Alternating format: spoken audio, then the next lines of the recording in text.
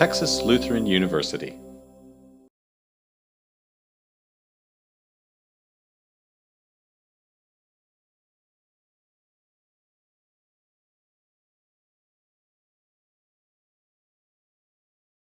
We are very, very privileged today to have Peter Holt with us. And I've got to admit that I knew a lot about the Spurs, I knew a bit about Holt Caterpillar, but if any of you ever want to have a true history in American success, Texas success, and just being a good all-around American, you ought to study the history of the Holt family. The Holt family, Peter's great-great-grandfather invented the first continuous track tractor in 1904, but his history in manufacturing went back to the 1880s. From there, they played a very pivotal role in carrying troops to World War I and really made a name for themselves for being able to put equipment that could haul anything, anywhere under the most dire of circumstances. From that, after the war, as America continued to progress, as we built out highways and had massive infrastructure projects, the Holt family proved themselves once again, continuing to prove how useful and innovative the Holt Caterpillar was. So today we're here to have Peter Holt representing the 5th generation of the Holt family in business.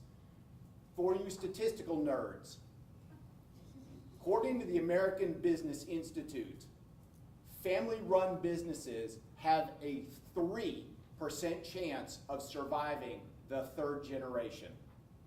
Mr. Holt represents the 5th generation. That is absolutely a statistical anomaly that says something about the culture, the vision, and the values that the Holt family represents. That said, please help me bring up Peter Holt. Thanks.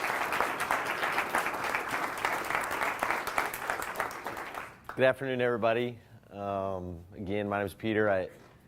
Bios always scare me because sometimes they're better than the speech, so I'll try to live up to that big deal. So trust me, I'm not that big of a deal as Dave was saying, but today I'll try to take y'all through kind of 3 things that I think are interesting for people to know about family businesses, about our history, and companies that are run with kind of a principle of values-based leadership, because it is what makes us unique, and I think is what our core differentiator is compared to a lot of companies that are very successful, but are different from us. And I think what has helped us get through multiple generations and kind of a winding road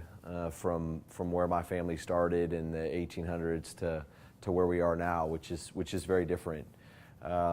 So again, thanks for having me. I appreciate it. If people do leave early, I will shame you though, so watch out. I'll make everybody turn around and say shame, shame. No, I'm kidding. I'll try to make it pretty interesting. I have no slides or anything. I'm not a big slide guy. I'm convinced all the geniuses in the world have adult ADD, so I'm one of those. So I must be a genius. But we'll start working through it, and then we'll get to Q&A pretty quick. And if you don't ask me questions, I'll pick you out and ask you questions. So be prepared. Okay, so like the introduction was saying, my great-great-grandfather, his name was Benjamin Dean Holt, and he was, I guess, 2nd generation coming over from history of England and Germany, and he came over and grew up in the Northeast. And then as the gold rush was booming and the West was booming, he wanted a piece of that pie. And so him and his brother packed up and moved to California with a little bit of money and a little bit of experience in making wagon wheels, and set up shop in California and realized that he was too late. He missed the gold rush by quite a long time. You know, I guess they didn't have texting back then. And so he didn't get the memo really well. And so when he got there, he realized that the biggest industry actually at the time was agriculture, was not gold. And so that's what he started selling wagon wheels into. And he quickly realized that there had to be a better way to do it than a lot of the Californians were doing it. That Delta area in Northern California, around the Stockton area, is very fertile, but is also very muddy. And so there were teams of hundreds of mules pulling these wagons, which was decently good for the wagon wheel business because they would break all the time.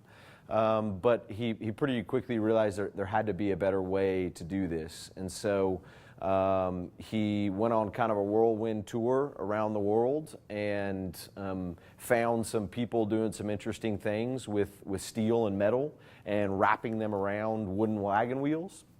And so he brought that design and that concept, and like the introduction was saying, he invented the first track type system, which it's pretty interesting. There hasn't been a lot of advancements done to his original design of the track system, that he developed and patented and commercialized in the early 1900s. What's interesting about Benjamin Dean Holt is that he was a very good innovator and inventor and a very poor businessman. There are a lot of stories about him that he would have his office in the shop floor where they were building where they were building the actual track systems and the tractors. And when customers would come with issues or wanted to buy something, he'd shoo them off. He didn't want to talk to customers. He was focused on the manufacturing. So when you don't want to talk to customers, usually your business doesn't thrive very well. And so although he had a phenomenal product and a design that was taking off and getting adoption, from a financial standpoint, he wasn't doing great.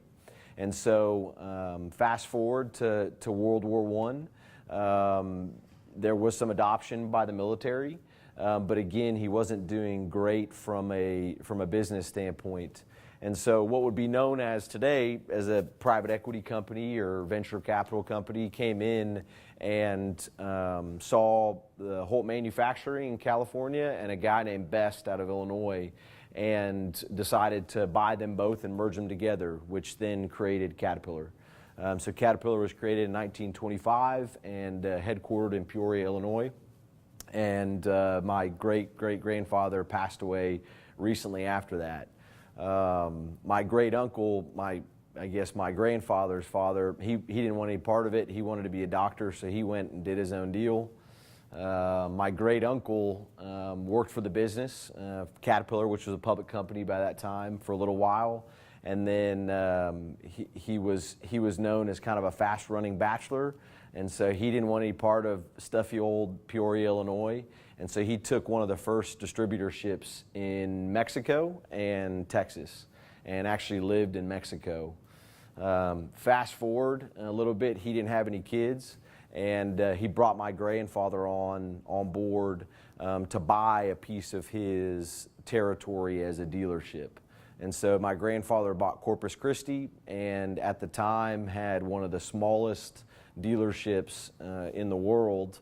I think he had 18 counties, and when he said when their first year they did over $1 million in sales, he took everybody out to a steak dinner.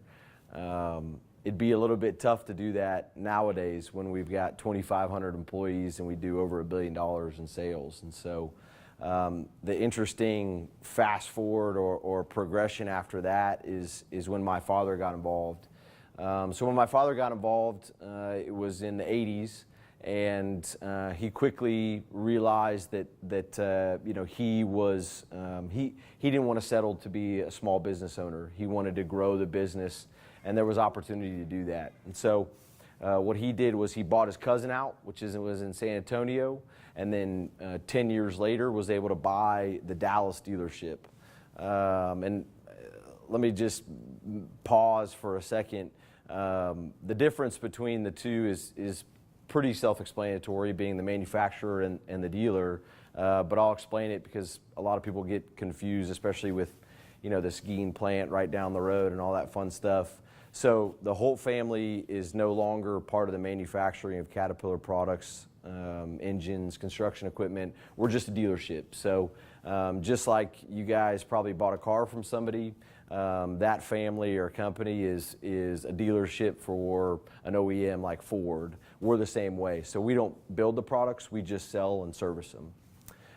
So back to the history and where we are now, and then we'll get to some fun stuff about who we are now and what differentiates us. So my father took over and quickly built the company from the smallest cat dealer to the largest cat dealer, and we've been the largest cat dealer for about 10 years. Again, we have about 2,500 employees, and we do north of $1 billion in sales. We've averaged that for about 10 years. Which puts us in that large business category and the largest dealer from kind of a population size and from a revenue size.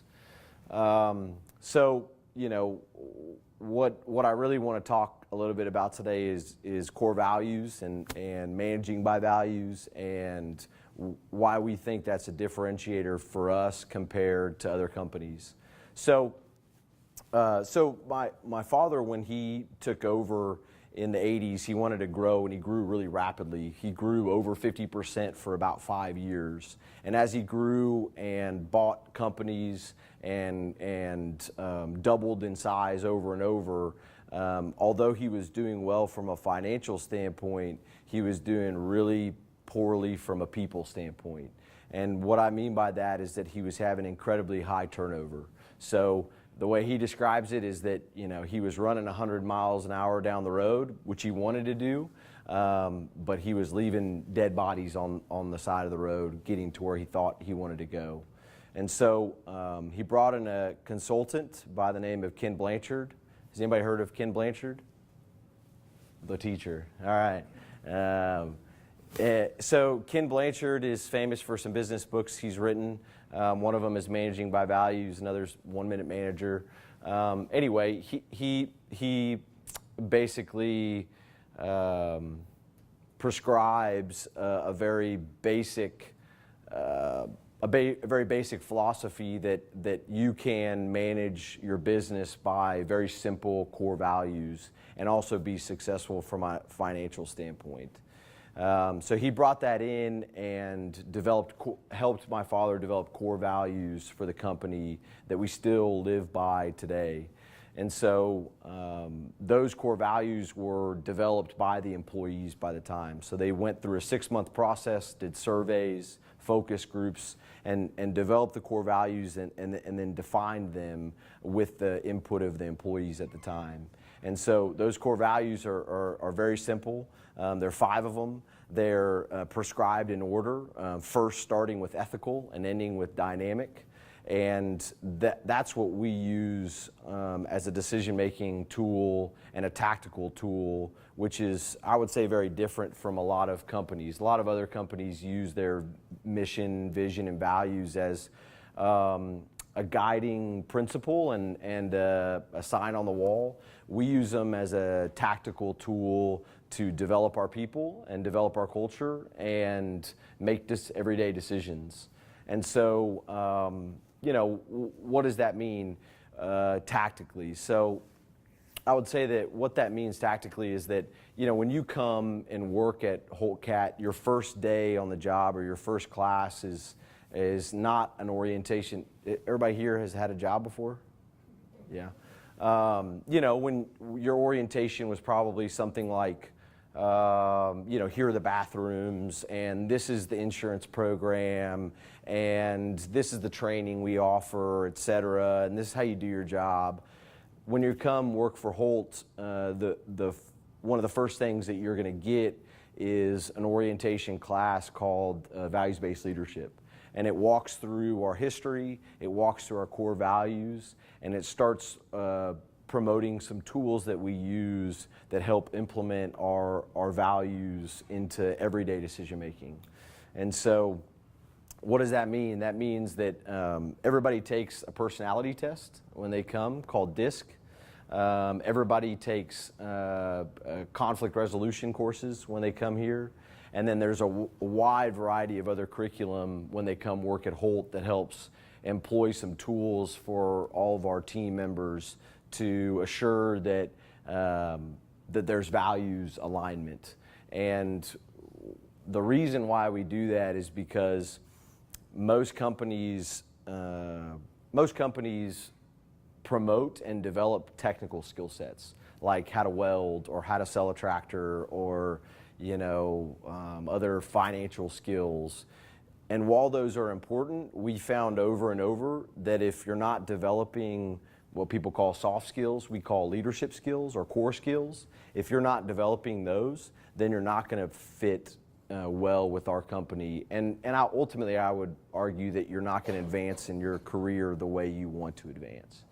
And so that's really our core differentiator is our culture and the way that we manage by values.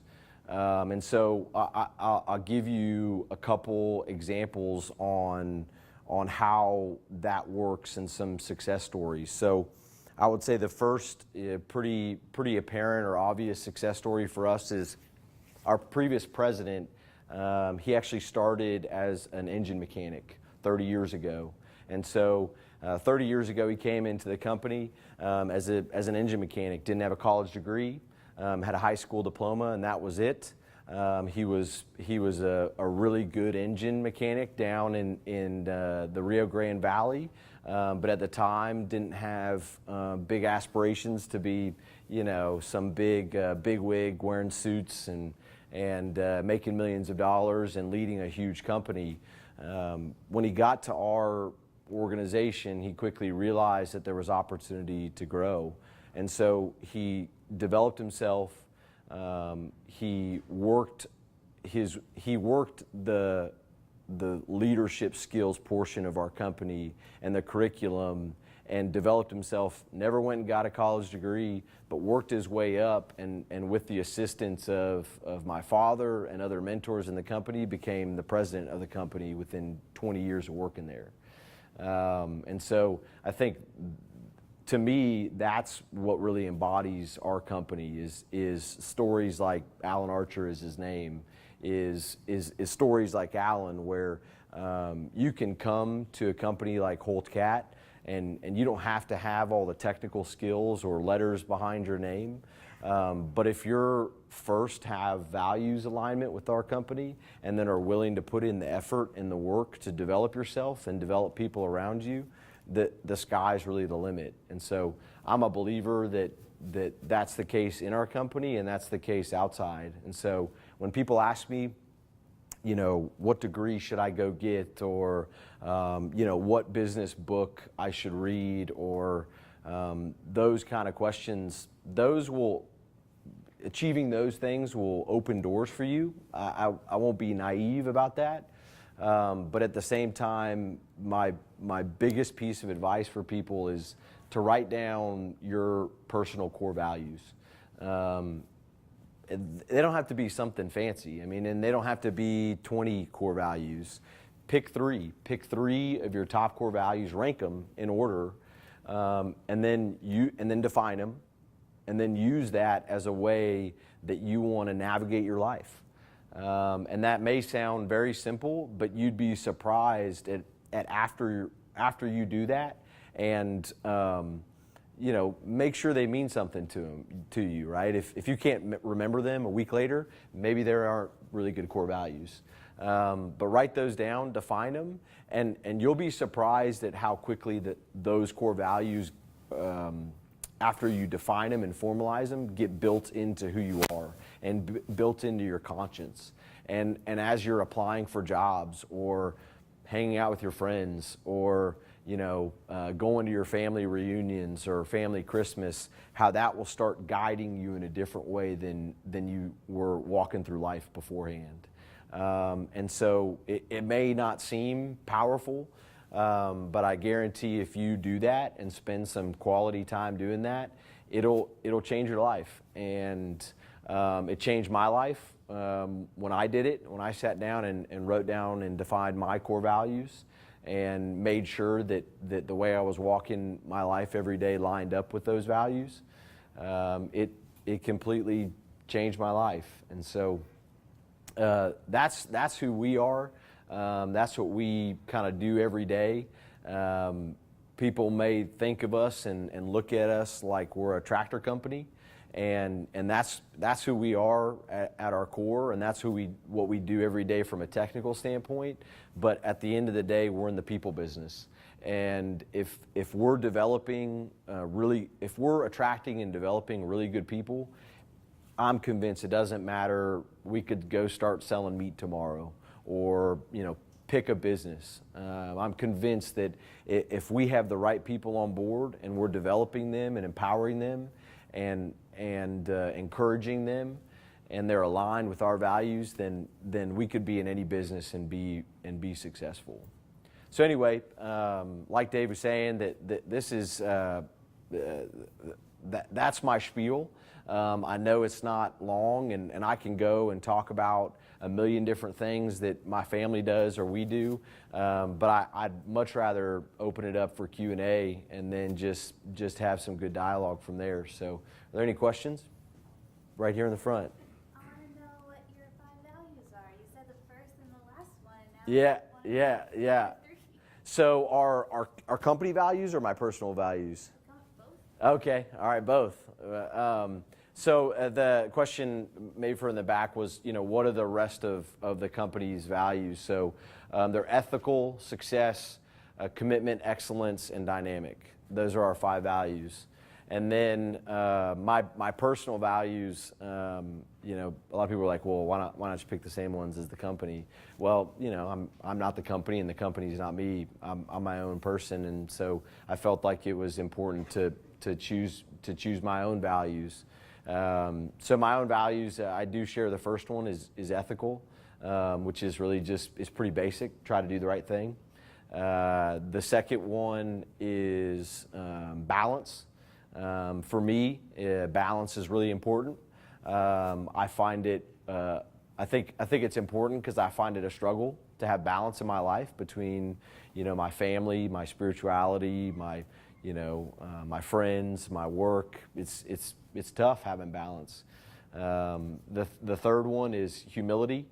The fourth one is curiosity, and the fifth one is grit. And so those are my personal values, and we can talk about them more if you want. But anyway. I'm curious about, so I'm in social entrepreneurship, and I'm also in DIC, and one of the things that I brought to it, two of the presentations was like an ethics slide on our presentations that we do, where we kind of talk about a company's ethics.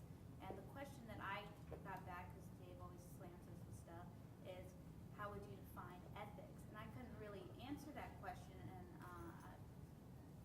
I couldn't answer that question, so I'm giving you that question. It's also difficult to answer, but because you had ethics twice in your values, I was wondering how would you? I break it down pretty basic. A company's ethics, are they doing the right thing, or are they not doing the right thing? I mean, it sounds pretty basic, and I know there's a lot of gray area when defining that, and maybe you can get in political debates or controversies. The question was, what's ethics, and how do you define ethics? To me, is what's a company's guiding light, right? I mean, are they in their core philosophy trying to do the right thing? I forget one of the big companies. Is it Apple or Google? Is their vision statements actually do no wrong, which I thought was pretty neat, pretty cool one. Yep.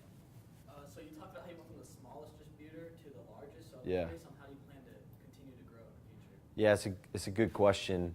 How do we plan to grow? I think that we're very lucky that our territory, so where we are in Texas, has a lot of organic growth, in my opinion, for the future.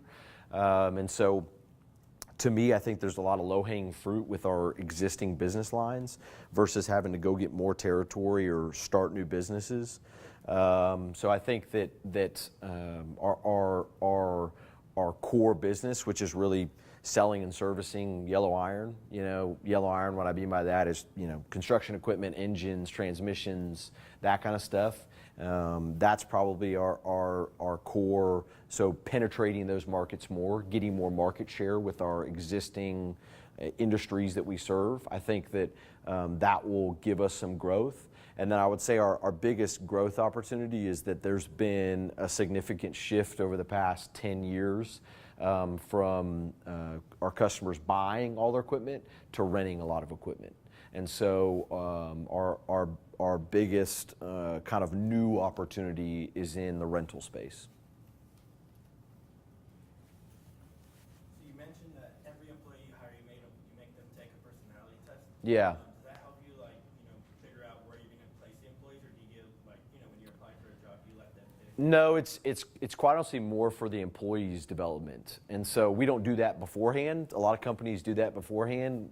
We don't really believe in that because I'm a believer, and I think we've proven it through some of our data that there's kind of a thought around job descriptions that you have to have a certain personality. I don't buy into that at all. And a couple examples is if you take our San Antonio sales rep group, very successful, very tenured, completely different personalities. If you were to do a ride along every day with each person, you'd think, how's this guy successful? Oh, this guy, your typical sales rep, right? Boisterous, always looking good, right? Knows every customer, goes to the cafe and says hello to everybody. We have one rep, I think I rode in a truck. I mean, literally, he said like 4 words to me. I thought, how does this guy sell anything, right? And he's been with us for 30 years. He's one of our top sales reps. And so he has, and with good management, he's been matched up with customers that value his technical expertise, right? That value his ability and attention to detail.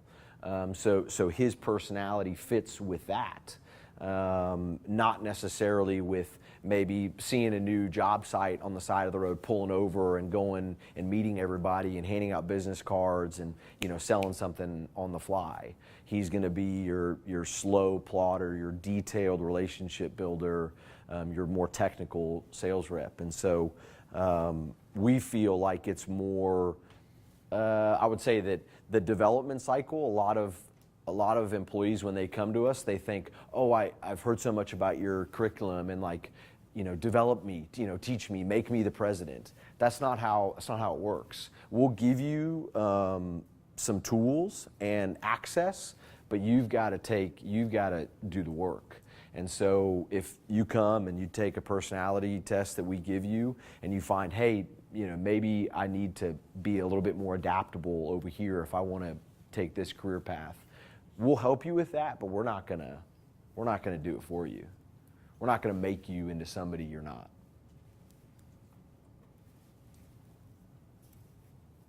So I noticed in your bio that you've held multiple roles at Caterpillar in different departments. Was this current role one that you were expecting? So you kind of wanted to go through all those departments, or you were just expecting maybe to work at a company? Yes, good question. The question was, I've held multiple roles in my family's business. Is this role that I'm in now, did I know I was going to have it forever, and did I take the roles, very meaningfully?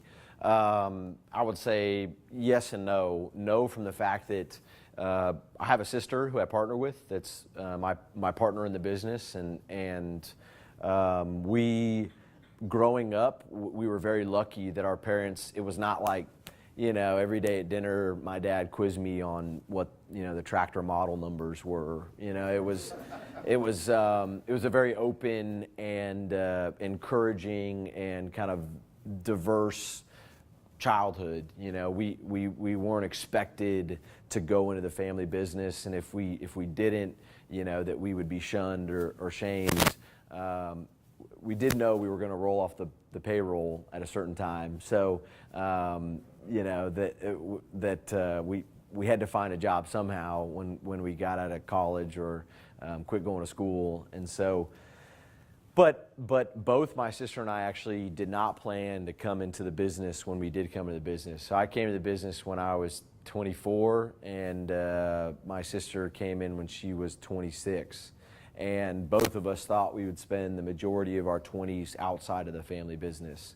And the reason why we came in was my dad came to both of us and basically said, hey, you know, Alan, who was our president at the time, and I, you know, we don't have another 10 to 15 years. Well, maybe they did, but they didn't want it. He said, I don't want to work anymore. And so y'all need to tell me if you want to come in the business, or I need to find another succession plan for the company.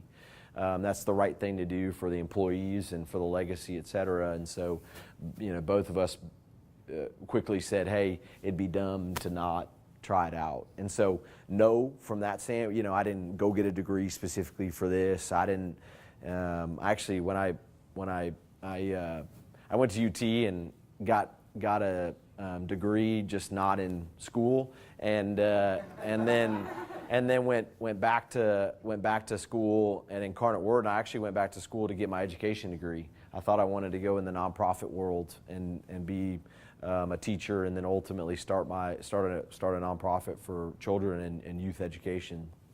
And I spent 1 year as a teacher's assistant, and everybody is very excited that I'm not a teacher, including me. So, which is literally, those teachers are saints in my mind. It's an incredibly difficult job, and you give a lot. They're giving a lot more than they're getting. Anyway, total tangent, but what I was getting at is that I'm very lucky. I have a lot of other friends that go into family businesses, and they were kind of forced. There was a lot of pressure, and I think that's one of the reasons why less than 3% make it. And it's interesting, if you take it back, like 90% of businesses fail from the first generation to the second, and so it goes quick.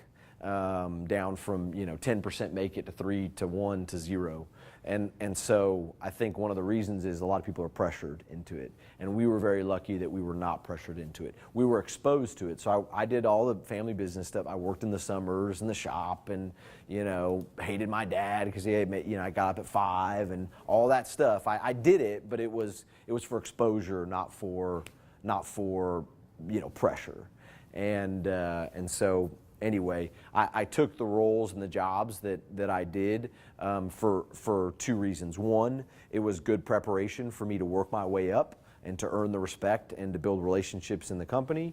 And then secondly, it was a lot of them were timing, meaning I didn't want to come into the company and take people's jobs. Oh, I want to go be a sales rep. Oh, I want to go be a sales manager. That's not in my opinion, the way to build your brand and to build your reputation. And so I took positions that were open or vacant because of org structure changes or whatever the case was.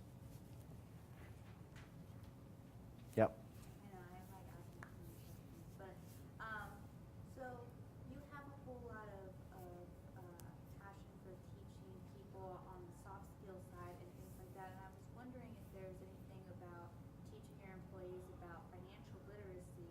Do your employees know how the business makes its money and understand how that process works? 'Cause Yeah, it's a good question. The question was, do we teach financial literacy or do we teach other kind of business skills? I wish we taught more, and we're starting to build more of those into our future planning for courses. We kind of teach a lot of leadership skills and a lot of technical skills, improving our mechanics' ability to diagnose problems, et cetera. But that middle space is one that we need to improve on.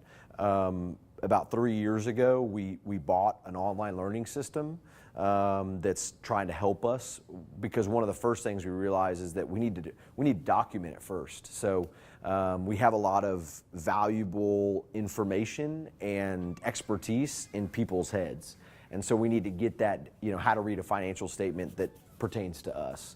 How to look at a business opportunity, business writing, et cetera. we need to first kind of document a lot of that and then start building curriculum on top of it. So the answer is no, but we need to do that. So maybe you can come do that for us. Yeah. Has the family ever considered going public with the company? No, and I hope we never do it. And in my opinion, the only reason to go public is to raise money, and we've been very lucky. The fact that the generations have been willing to reinvest in the business, so not take everything out. And then secondly, that we've built really deep and meaningful relationships with banks, and we were one of the first cat dealerships. And if you want to think about it, a lot of overall distributorships that built a large credit facility with multiple banks early on. And so we've been innovators on the financial and credit side from an early time too. And that's a testament to my father, who has a much higher risk profile than a lot of other distributors out there. There are a lot of other cat dealers that still, have one bank that they deal with, or they just deal with cat finance. We're renewing our bank credit facility right now. We have 17 banks in it. So it's a very large credit facility, and I think as long as we can have that, and the private financial markets are available for us, there will be no reason to go public. You operate in a very cyclical business, so how do you prepare for a downturn? Yeah, it's a good question. I would say we're very lucky that we are diversified in our core business. And what I mean by that is our core business serves multiple industries, unlike a lot of other distributors. And what I mean by that is that a lot of other cat dealers or heavy equipment dealers or even car dealerships, they're bound by geography. And so if San Antonio does bad, the Ford dealership here struggles. We have multiple geographies. And then we also have a lot of different industries. So no one industry is over 50% of our revenue. And what I mean by industry, oil and gas, mining, construction, highway construction, residential, et cetera. Not one of those is more than 50%. Now, doesn't mean recessions don't hurt us. And in 2009, we had to batten down the hatches like everybody else, meaning we had to lay off 30% of our force. We've had to do some of those things, and so how we do it tactically is we have a governance group that comprises of kind of multiple multi-departmental leaders. And when we do start seeing forecasts go down, we bring that group in, and we actually wrote down the playbook and have written down what worked and what didn't work in past recessions and how we prepared for that. I'll give you an example. So in 2009, when we had layoffs, it was across the board, right? It was, hey, sorry, but first in, first out type of deal, and we had to get to a certain burn rate.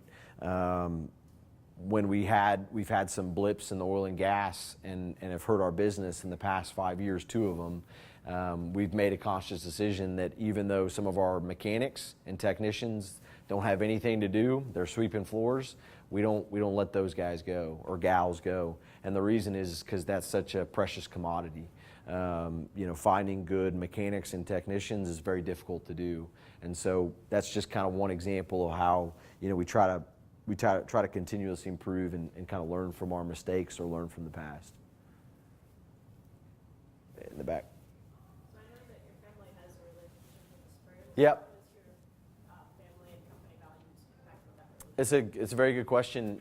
So in the 90s, the Spurs organization was actually owned by USAA. That was the majority owner.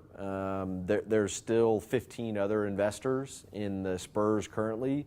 And so it was kind of a majority at the time, and they were struggling with building a new arena, and which was hurting their financials and their ability to be successful, et cetera. And so So the CEO of USAA was looking for an outside buyer to come help privately finance an arena. The problem was those outside buyers were all from outside of San Antonio and really outside of Texas. And so what they said is that, hey, we'll buy it and we'll try to build an arena here, but if not, we're going to move the team. And so community leaders got together and tried to look for another buyer that was local that would commit to the city. So that's how they approached my parents. And so that's how, you know, my father and mother got involved with the Spurs organization. And I would say, you know, how the core values are influence them and values-based leadership is that, you know, my dad knows a little bit about basketball now, but at the time, he didn't know what the travel signal was probably. And so he liked it. We were fans. We went to games and all that kind of stuff. But it was not like a personal passion for him. He wasn't always out there looking for a pro team to buy. He did it because he thought it was the right thing to do, or they thought it was the right thing to do to try to help keep that team in San Antonio because it's such a integral part of the community there. And so what he and my mom did know is that, kind of to my earlier statement that may seem bold, but that if you implement core values and a good culture into an organization, you can be successful no matter what that business is or organization is. And so that's why he put that in. And really what that culminated in was hiring really good people. And so Greg Popovich, R.C. Buford, and Rick Pitch have been there since the very beginning. Those are the three-headed monster that runs that organization, and they're just fully aligned with values, and they. It's interesting. Everybody told them and told my dad, hey, you may be able to run a tractor business that way, but you can't run a pro sports team that way and you can't win championships. It's just for all the reasons, right? This is your players are from the hood, and you can't expect them to be good people, or whatever the case was. And he just didn't buy it.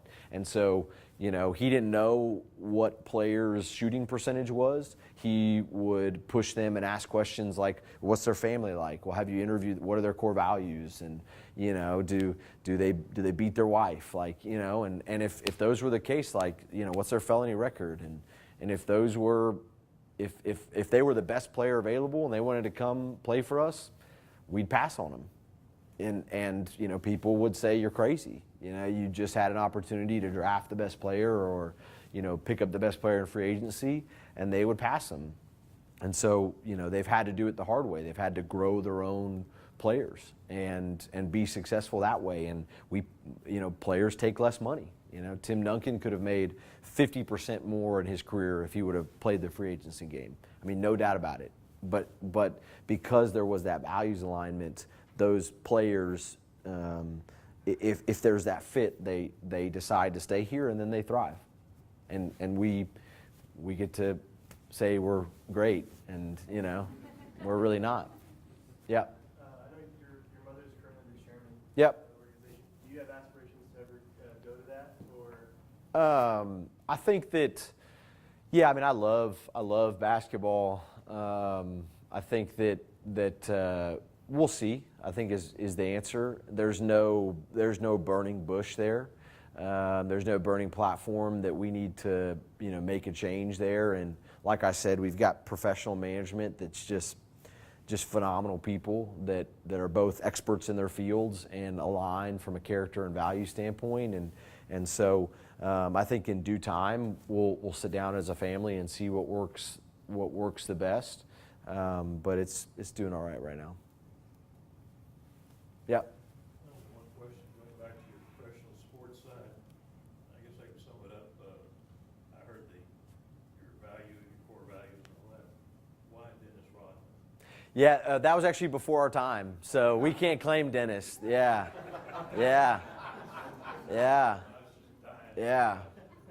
No,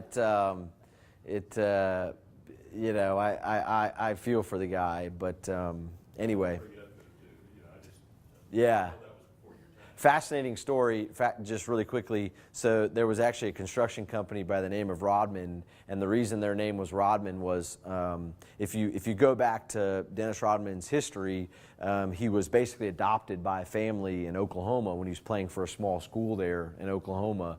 He was adopted by a white family there, and basically became brothers with these two young guys who then started a construction company with, I think it was like a $500,000 loan from Dennis Rodman, and his two requirements were, I want 5% of the company, or whatever. I want 5% of the company, and you have to name it after me. You have to name it Rodman. He cashed out on that, and he made more money from that cash out from that construction company than he did in his playing career. Fascinating story. I think he spent all that too, but hey, what are you gonna do, right? Hey, Kim Jong-un needs some party. Right. Yeah. Do you and your sister do anything purposeful to manage your relationship at work? Yeah. And as a family? Yeah, it's a good question. So we recently bought our parents out completely, and so we're owners and leaders of the company. That we run it and we own it together as partners, and it's a challenge. I would say we're very lucky because we're very different in our personalities. I'm not saying I'm great at this speaking stuff, but she would hate this kind of stuff, right? And so we figured out where our skill sets matched within the company, and we've made some divisions of labor. And so I run all of our operating groups, and she runs our administrative and back office support, which helps us with some, that division of leadership. We can both lead in the organization together, but also separately with roles and responsibilities. So I think that was purposeful to do that. I would say the second thing is that as we worked through, buying out and taking over leadership, we used an outside consultant to help us build. Like we sat down and we developed our own sibling. We call it a sibling partnership. And we developed our own vision, mission, and values and wrote those down, and made some slight variations to kind of how the company operates and how we want to operate and how that's going to fit together. And we make sure when we make major decisions or we walk through challenging times or good times that we look back at that document and ensure we're living up to what we said we would live up to. And then I would say we try hard. It can be difficult because we see each other every day to get our families together and not talk about business. We both have young kids, and so that's usually how we do it. We just, hey, let's get the kids together and watch them, throw their dirty diapers at each other versus talk about tractors, and so we try to kind of schedule some time that's just, hey, it's just family, and so I think that helps us understand what's important in life and help us understand, hey, our common welfare should come first, and our common welfare is our family. It's not the business, and that's hard to say because the business is very important. And that's how we, pay the bills every day. But at the end of the day, if our salaries or hiring or firing, if that gets in the way of us being brother and sister, then we'll sell the company and figure something out. Yep. Has HOLT ever declined to sell because they didn't agree with the values of the customer? That's a good question. We have not had. I've been in the company for 7 years, and then been kind of when I was going through school engaged with the company, and there's only been 2 times that I know about in the history of when at least my father was involved that we've quote unquote fired a customer. And the 2 times were because of that values alignment. One, there was some corruption going on that they wanted us to participate in at a pretty high level, that we declined and had to sever that relationship. The other one was because there was a gentleman that was a customer of ours, and he was continually treating our people really terribly, and was not willing to have a partnering attitude with us. And maybe that wouldn't have done it. The partnering attitude, he wanted to always win and us lose. He said that very clearly. That's the way that I'm going to get ahead, is if I win and you lose. And so that wasn't a good start when somebody says that. But then he would really treat our people really poorly. And so once that was happening and they were getting demeaned and threatened and that kind of behavior, we severed that business relationship, which was hard because he's a large account. Yep. Are your kids going to be the next ones to run HOLT CAT? I don't know. I hope that we can expose them and encourage them to really take a hard look at it. But if they want to go do something else, then all the power to them. I will not stand in their way, and I'll only shame them every once in a while. Yep. So you're really young and also a legacy. So do you have any issue when because you bought the company from your parents, now you're, part of the lead of it, you and your sister. Have you had any sort of issues being, you're a millennial too, Am I? I'm 31. Does that count? I think it counts. It's up. It's now up to, it's 35 as long as. All right. You're getting older. I know. So, but there's that whole generation, the new generation is terrible at literally everything. Yeah. So, have you gotten any of that, or how? That I'm terrible at everything? Well, Or. have you gotten any of that sort of when you go to do business with older Sure. clients or anything Sure. like that, and they're just like, oh, Yeah. the whippersnapper. Yep. Do you Yep. know anything at all about Yeah. anything? I get called the whippersnapper once a week. So I'm glad you know that term, because I was going to use it. I thought I'd be embarrassed. So to answer your question, I think I had more fear of that than reality, which I think is probably 99% of what you read on BuzzFeed is BS. It's the 1% speaking the loudest.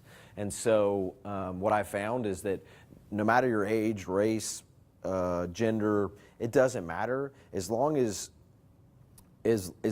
you, I hate to cuss, but as long as you're not an asshole and show up with a little humility and ask questions versus tell people, then you'll be fine. You'll be fine. Or I have been fine. I'm sure I'm sure not everybody likes me. That's okay. If I want to go through life with everybody liking me, then I'm in trouble. That's my opinion. I'm going to be let down a lot. And so I'm sure there's people that do not like me, but no, I haven't had a lot of major experiences where somebody's like, you don't know what the hell you're talking about, get out of my office, because you're XYZ age.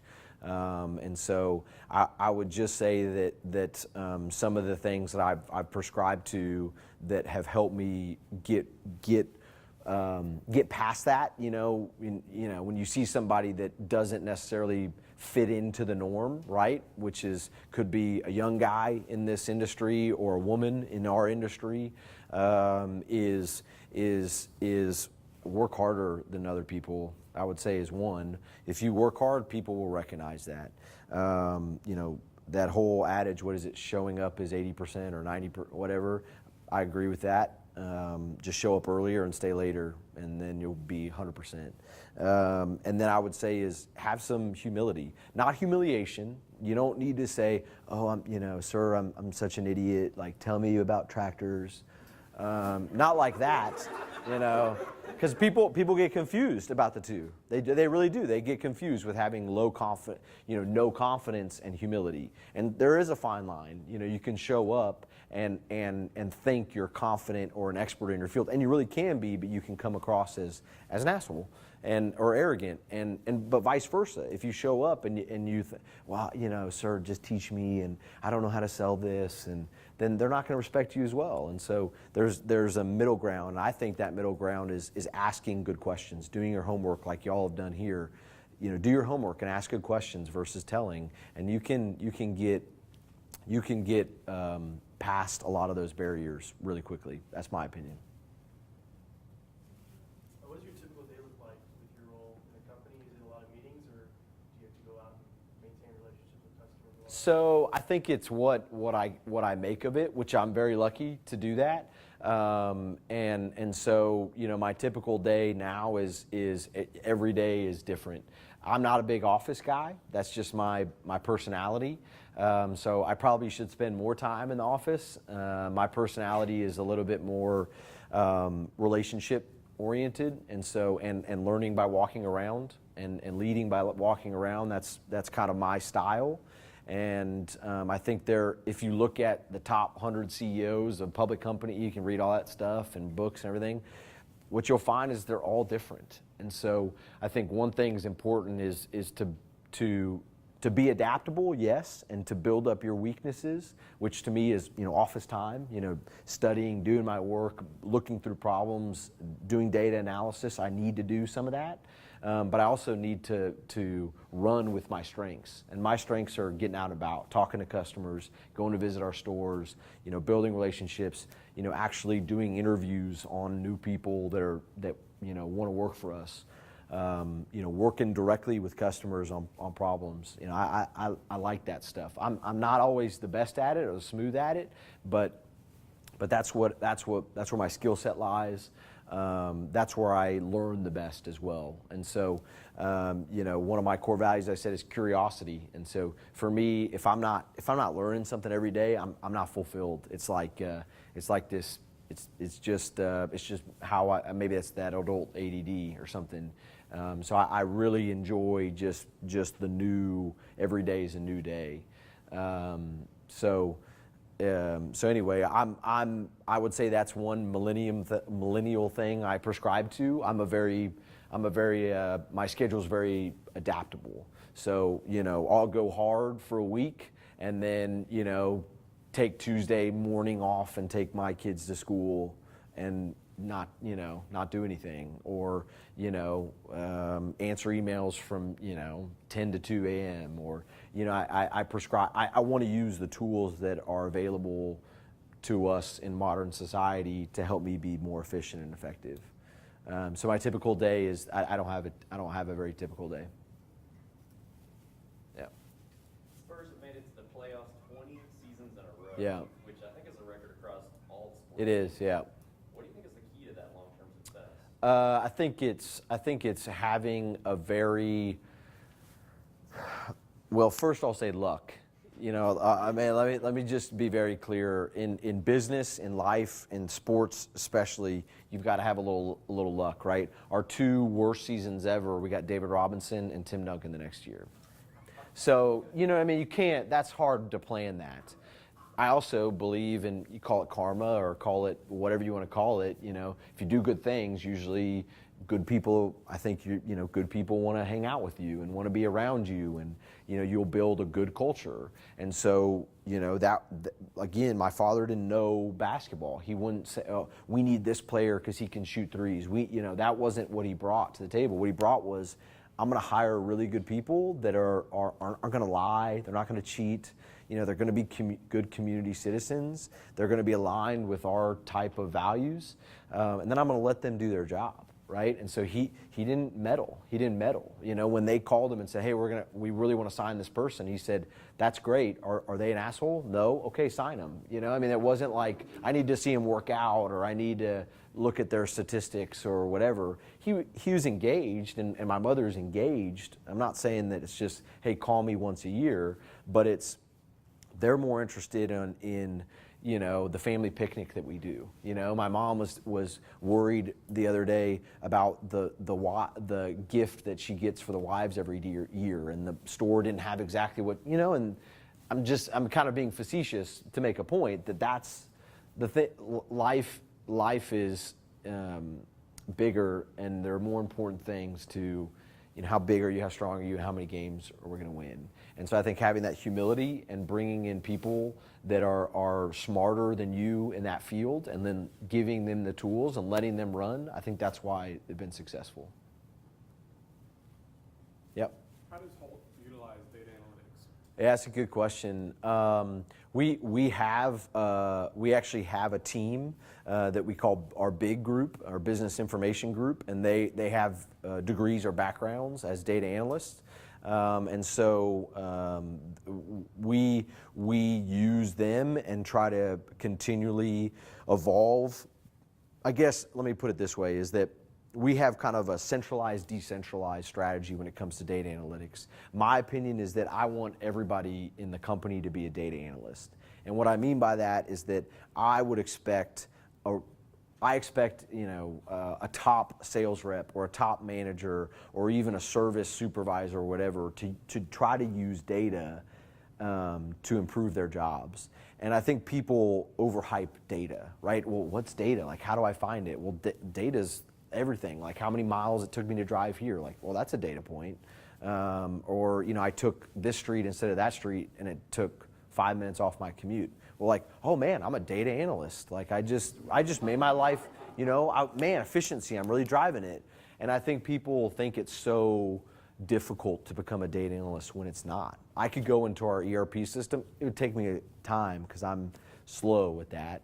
But I could go in there, write a query, pull information, and walk through work orders, service work orders, and say, holy cow, there's a theme here, right? On all of our work orders that we make more than 50% profit on, Joey is the supervisor. Maybe I should give Joey some more work or grow his business. You know what I'm saying? And so we have a centralized group that does help us with reports and generating information so that we don't have everybody bogged down with doing the manual work to get that data. But at the same time, we're not great at it. I'm not saying we're great at it, but I hope that we will continue to improve in that decentralization of data analysis. It will, there and then come back. I think it's evident that you got a lot of your leadership skills learned a lot from your father. But growing up, Why do you say that? You've met him? just the way you talk about how you grew up with your father, he didn't push you and your values, and how he instilled those, and how you use those in your company now. My other question is kind of like how you got some of your leadership skills when you were growing up. Did you ever have encounters with Greg Popovich or RC Buford, guys who are considered really, really great leaders in their fields, and did that help you? One time when I was like 13 or 12, we were playing the Nets in New Jersey, and we hadn't won the championship, but we had won a game there that pretty much clinched it. And we were in the back area, just being young punks, yelling or yelling at other fans or whatever, being little jerks, me and my friend. And Pop walked by and saw us, being jerks, and high five, Pop. And he grabbed my arm and he said, it's just a basketball game. You need to be quiet. And he just walked off. And I was just like, and his point was, have some humility was his real point. If you think, if you were to probably break that angry Eastern European down into a nice statement, it would be like, hey man, have some humility. They're people too. We beat them and good for us, but we might lose next game or next year or whatever. And do you want some young punk, spouting off and booing you and hissing you? No. And so chill out. It's a basketball game. And so I don't know where I was going with that, but your question was around leadership. I would say that yeah, there's been a lot of mentors of mine. A lot of them though have been from afar, and and what I mean by that is that I am of as a kid, I must have had to touch the stove 10 times before I didn't touch it again. I have to do things myself to really learn, the screw ups and that kind of deal. And so I was really lucky actually that when I came into the business formally, my dad was out. He was not in the day-to-day business. And so I didn't go to the corner office on every decision, and I had people guiding me, but they were more in the organization. Nobody you would know. No one that would be like, oh yeah, you call RC every day and like he tells you what to do or whatever the case is. And so a lot of those kind of more known people I learned from afar. And I think what I learned from most of those when I do talk to them is humility. Is that you have to be able to laugh at yourself. You have to be able to understand when you screwed up, and get over it and move on. And your legacy will be your impact on another human being. It won't be what you did in revenue that year or how many championships. I mean, yeah, people will talk about that, but what you want your legacy to be is, were you a jerk or not? Did you have a positive impact on somebody else's life? Their life, not their, fandom or their paycheck, their life. And so I think that's been the most powerful thing for me. Yep. You learned a lot from exposure to business from your dad and family. Are there any books about business that you would suggest? Yeah, absolutely. Well, maybe I should caveat this. I hate all business books. They're so boring. They just are. I try to read 2 business books a year though, and it's just painful for me to get through them. I would say just read in general. My grandfather is 92 years old and still comes to the office every day, and his secret is reading.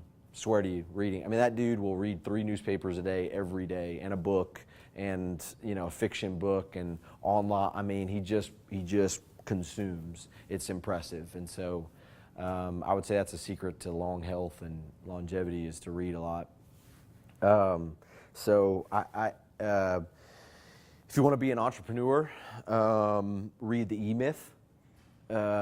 It's I think the entrepreneur myth. How most small businesses fail. It's by Michael Gerber. That's one of my favorites. If you want to do anything in life, read The 5 Dysfunctions of a Team. That's very good. Most people don't. I didn't learn how to participate or build a team when I was in college, or even I did team sports and everything, and I still wasn't really good at it. And so I would read that book. And then I would read Blanchard's Managing by Values, which is very short and very quickly, and kind of just talks about what I originally kind of kicked off the day about is about values. So those are good ones. I would also say if you want to be an entrepreneur at all, man, that's one of my regrets is you should start businesses. I mean, even if it's lawn service or tutoring or Joe's TLU cab service for drunks, whatever, start businesses, because it's both incredibly easy to start a business and incredibly hard. What I mean by that is that it's so much easier than you think. Like go to LegalZoom.com, get $50 for an LLC, so you don't, so somebody doesn't sue you, and go to the courthouse and put your business license in, and go to what's that one where you can create a website? There you go. Look at that. See, you're like 10 steps ahead of me. GoDaddy.com and create a website, and boom, you got a business. So it's really easy. But then you'll find how hard it is, right? You'll somebody will say yes, and then all of a sudden you'll be like, what? I have a customer, and you'll have to do it. Cut that guy's lawn really well, and then you'll grow, and you'll be like, well, I should hire an employee, and then you'll hire somebody who says, I'll show up tomorrow, and you'll say, yeah, I'll pay you $10 an hour, and then they don't show up. And you're like, what do you mean? I'm paying you to show up, and then they just don't do it. And so that's my point around it being very easy and very difficult. So everybody in here, in my opinion, should start a business. You'd learn a lot. What was your question? Oh, my one's kind of limping off of his, where I now it's like 3 questions behind, so it doesn't make much sense. But how do you measure efficiency in HOLT Caterpillar? Like, what are the controls that you use to measure efficiency? Do you use data? Yeah, I mean, the question was how do we measure efficiency? We have some kind of, depending on our divisions, we have some very strict measurements. Like in our service organization, we measure labor recovery and labor utilization and productivity. And so we do measure, hey, this guy shows up for this many hours a week and he was able to sell this many hours. You know, so that's a measurement of efficiency that's pretty clear. When it gets to kind of outside of that, it can get more challenging. I would say that one thing that's helped us is implementing some better defined processes across our organization. Most recently in our sales organization, implementing a sales management process, meaning having a CRM developed, having sales call reports, having some more defined processes so that you can go back and you can look at some of those things. Hey, you can look at, Joey, the sales rep, has done great for 3 years in a row. Why is that? The question used to be answered, well, because he knows how to talk to people and he hands out the most business cards, and everybody knows Joey in San Antonio. That now you can say, well, he makes the most calls per day, or maybe he makes the least calls per day, or whatever the answer is for that. And so I would say that that you'd have to walk through kind of each one of our divisions to put out some measurements of effectiveness and efficiencies. As a general manager, are you the one who thinks about how to increase efficiency, or is that another position? No, I think that ultimately, yeah, that rolls up under operational leaders. So which would roll up under me. Do you have any sort of forward plans to increase efficiency, or do you think you're at maximum efficiency? I think we are an efficient organization, meaning we don't have a lot of fat, just in general. But you can always look for it. I would say that's not a core problem that we're trying to solve right now. Yep. Do you worry about not being able to live up to the high expectations that musical generation hold? That's deep, man. God almighty. Let me wipe my eyes real quick. I mean, my goodness, it made me cry up here. I think about my legacy. I do. I think everybody should think about their legacy. If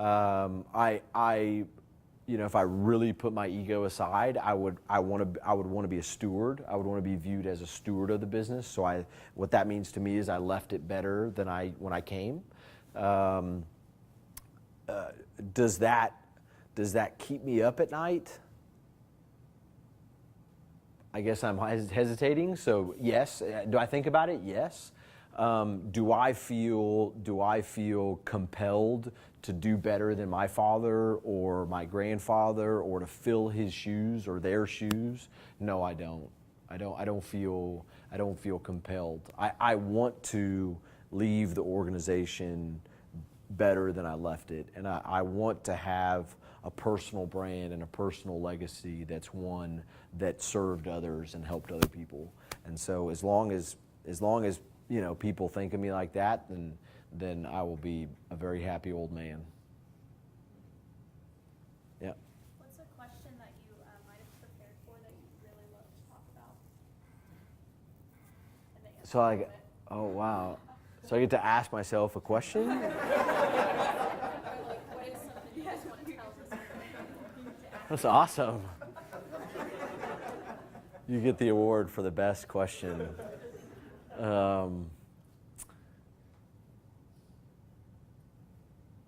Man, that's tough.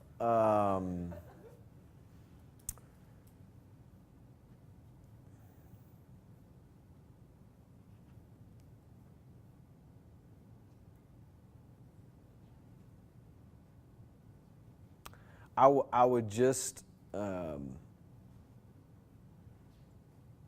something that I think is really important for, not being miserable is levity and laughter and having fun. And I talked about earlier our sibling partnership. That's one of the things that we put in there as one of our core values is fun. And I think that a lot of people give, talking about millennials and stuff, kind of give our generation a hard time about is, well, you guys just don't want to work and you're lazy and you just don't care about this or that. And I think one of the best pieces of our generation is that we really want to push balance and we want to push fun. And I don't think that's bad. I don't think that's bad. I don't think it's bad to have the expectation to show up to work and want to have some fun.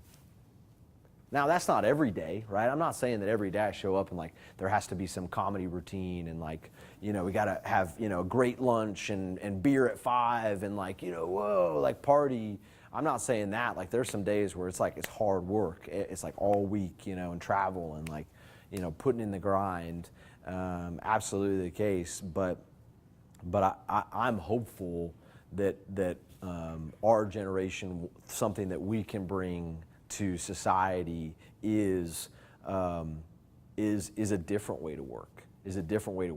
Doesn't mean our productivity will decrease. It just means it's different. It just means that the 9-to-5 cycle and maybe 20, 30 years in one career, it just may not work for our generation or the majority of our generation. Or it may work, but we may want to have some fun doing it, and that's okay. And so, that's something that's important to me, and something that I try to tell people. Okay, so this one doesn't have much substance, but what is that on your wrist? Oh yeah, it's a silly band. Okay. Yeah. Did you think it was a silly band? I did. Yeah. Well, I shouldn't have showed. Did you see what it was? No. What do you think? Oh, come on, bro. Did you see that? I was trying to quiz her, and he gave her the answer. Cheating during the speech. What do you think it is? What kind of animal do you think it is? This is like a psych test 101. Zebra? No. No, you're out of guesses. Anybody else? You heard. I did hear, actually. It is a giraffe. I just thought because of yellow. Yeah, it's a giraffe. I'm wearing yellow because I've worn a silly band for 10 years. And yes. Are you laughing because you're impressed? That's what I sensed. A very impressed group. Maybe not. No, yeah, it has been 10 years. So when I went back to school in Incarnate Word, I went back to get my education degree. That's why I went there. And they were the only ones that would take me at such a bad GPA. But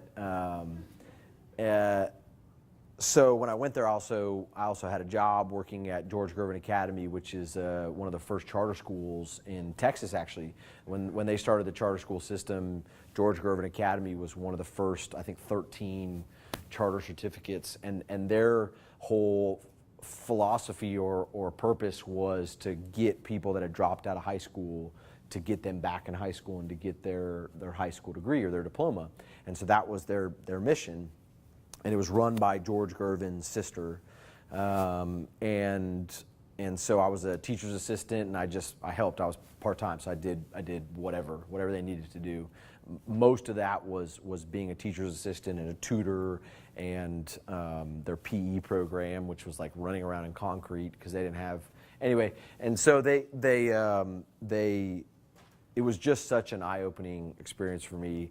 I'm very lucky. I had 2 parents in my household. I was wealthy growing up. I had everything I needed. I had, new pair of shoes whenever I wanted it. Whatever it was I needed or wanted, I got. And they literally started their youth program there, and then it turned into a grade school. Pre-K, kindergarten, grade school, because one of the reasons why so many people had dropped out of high school that they were trying to get back in is they had kids. And so they were actually had 2 generations in the same school, like high percentage, like 30%. It was unbelievable. And so I worked with the young kids, and just the perspective of poverty and violence and addiction and just all the very intense bad parts about our society I just witnessed firsthand. And so silly bands got really popular. I mean, you remember, like, they just, like, I don't know, they blew up.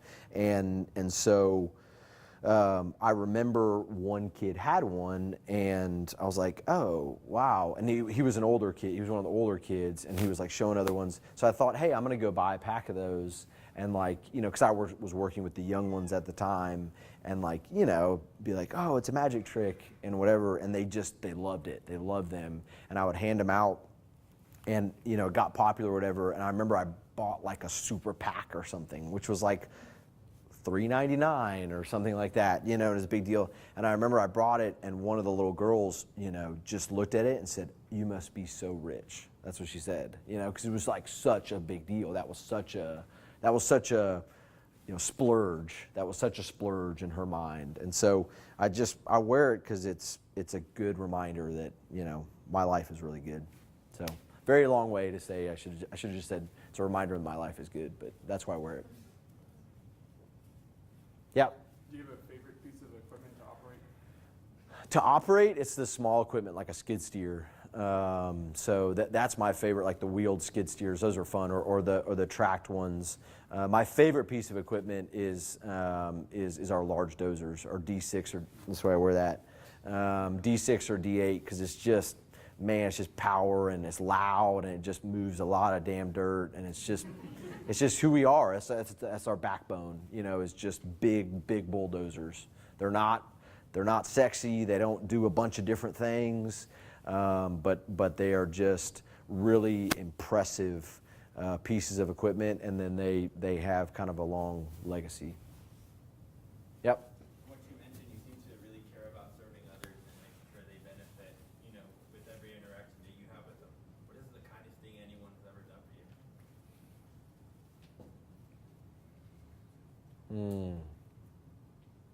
The kindest thing anybody's done for me.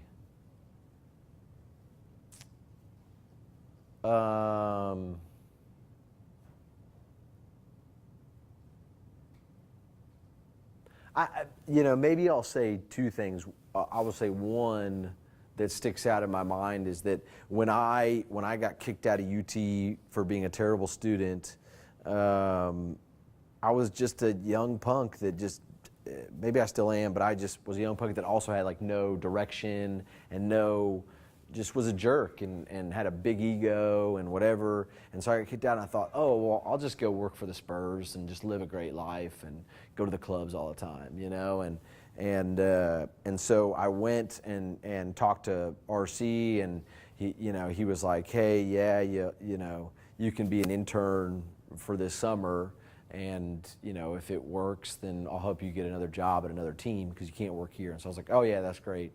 And when that came around, like, this was Friday and Monday, I showed up, and I was late, and I was hungover, and just showed up like a young rich punk, and he fired me. He said, get out of here. You're not who we want to have in our organization. And that was very courageous on his part. He just fired his boss's son, before he even started work. And, but I would say that saved my life. And so I don't know if he was meaning to be kind, like to serve me, but he was doing the right thing. And I would say that really helped me in the long run.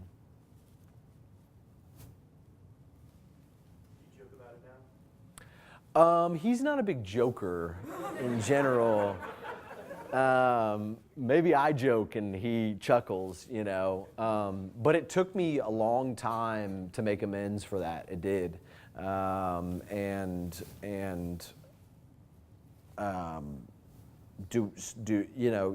we have a good relationship. We have a very good relationship now. And so yeah, we sort of joke about it. Yep. Now, I'm gonna ask you about the future. Okay. All right.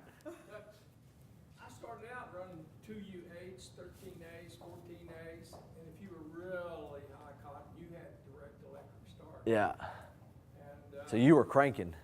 oh yeah, everybody had homeowners. Yeah. I worked with brush contractors, plowing, and Yeah. you know, all that fun stuff. They Yeah. got daylight, I got to run at night. Oh, okay. And we thought, you know, when we didn't have to crack that pony motor anymore, that was great. So I referenced that Yeah. up to today, Yeah. and the amount of technology Yeah. change, and the manufacturers, you know, if you go back very far, a Volvo was always a car somebody imported from somewhere else. Yeah. Now you drive down the road and they're mixing them in with the cats. Right. So it's changed hugely. I'm gonna assume you spent a good bit of time thinking about where's Yeah. this business going? Yeah. It's here now. Right. Give me 30 years and what does it look like? What's your answer? It's a very good question and something I do think about a lot, and actually something that we formalized where we have a venture arm that actually invests in companies that are trying to mess with us, trying to, take our business or disrupt us, which is fun because I do get to see some of the new stuff. A lot of people tend to go the autonomous vehicles route.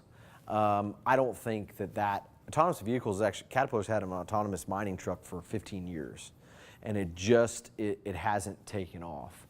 I think if somebody can fix the battery issue, battery storage, meaning that if the transition to, I'm just blanking, but basically, water-based batteries to lithium ion, which still has water-based in there, if there can be a jump from lithium ion to some other sort of precious metal that's used in storing power in a better, more efficient, and more effective way, that will change every industry that we're in, every single one, from our homes to electric power grids to vehicles. Vehicles will be the first, though, in my opinion, if battery technology gets there. And I think will happen because I think enough smart, really wealthy people are working on it.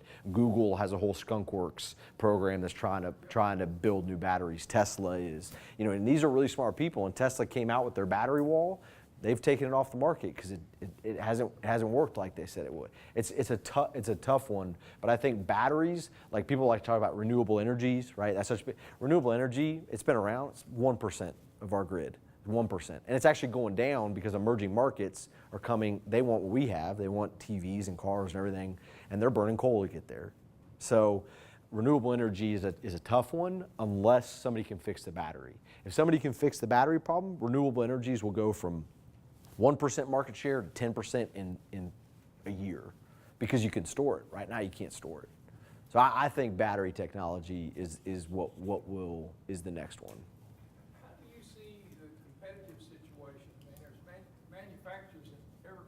Yeah. People, gee whiz, when I was first in the business, I never imagined some of these other companies who would want to use a Japanese machine. Or Chinese now. Yeah.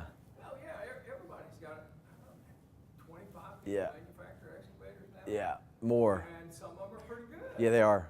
And so that must be something you spend time on. Yeah.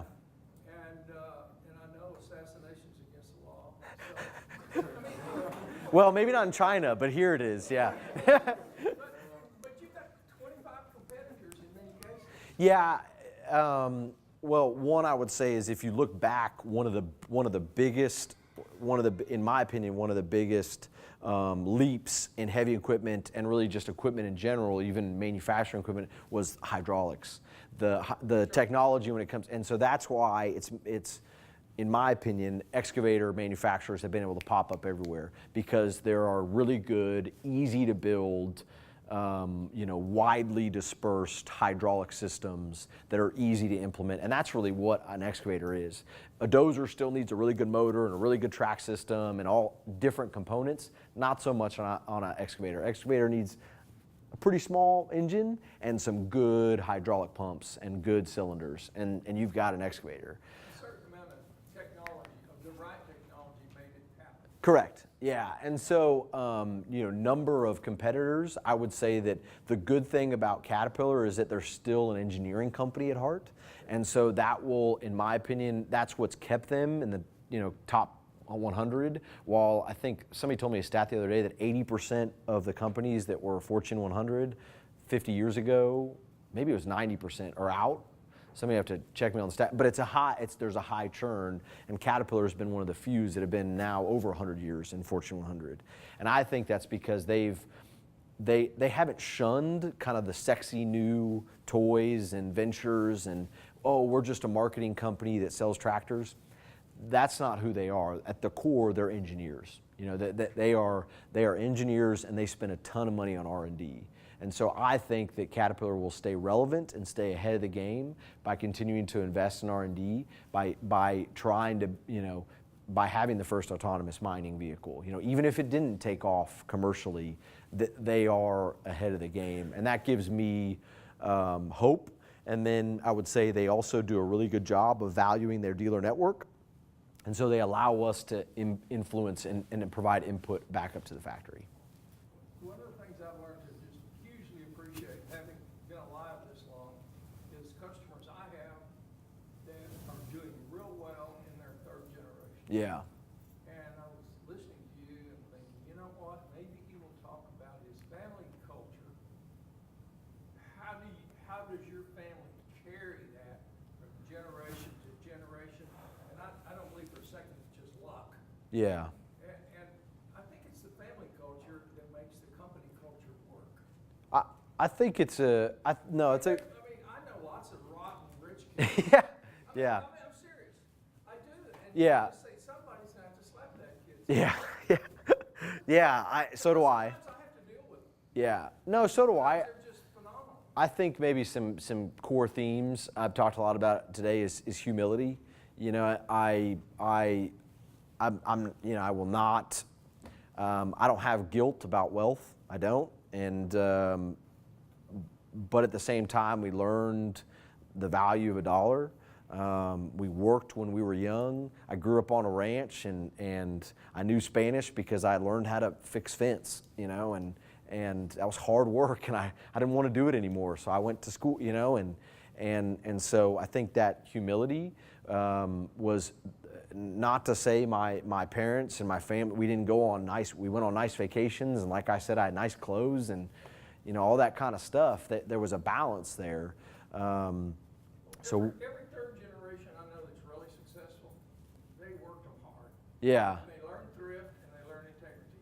I think that's things you said. Yeah, I think that just that overall humility is just a big deal. Humility is just a big deal, and then learning work ethic, and that doesn't mean pushing your kids like a mule, but it's definitely exposure. It's exposure, and it is you are going to work one summer. You may choose not to ever do it again, but you're going to do that, right? You're going to see the value and the hard work that our employees put in, and people make a living on $10 an hour, right? They work hard, and so I think I was lucky that I got to learn that. I remember very early on, I was like 14, and this is probably bad, but my dad would let me drive his car even in town. I mean, we grew up outside of town, but like 13 and 14, I learned how to drive young because out in the country, and so I remember going through a drive-through after a basketball game, and I was driving, and I got the change, and some of it fell. And I was like, I'm tired, and it's hard to open the door, and so I started driving, and what the hell are you doing? And what did I do? Well, go back and pick up those quarters. You crazy? $1 $1, a penny's right. I mean, you don't just leave it on the floor. If you want to give it to somebody, then that's your prerogative. But we don't just throw away money. Don't be lazy. Yeah, pick up the quarter, right? A quarter is worth a quarter, right? So anyway. Appreciate you here today. Thank you. Yeah. Listen, I have time for maybe one question if there's one more. All right, in the back. It might be different than what everybody else is asking, but I know you're an What? LeBron who? What's his last name? LeBron James. And I know next year he's a free agent. Yeah. I'd like me over to pick him up so I can convert to a Spurs fan. Hey, there's always a chance, but I would say it's very low. Sorry, man. There was one more. I like that was a quick one. So. I was going to ask you, I was really curious, like, what's been your most memorable experience so far in your career? Wow, that's a hard one. My most memorable experience in my career.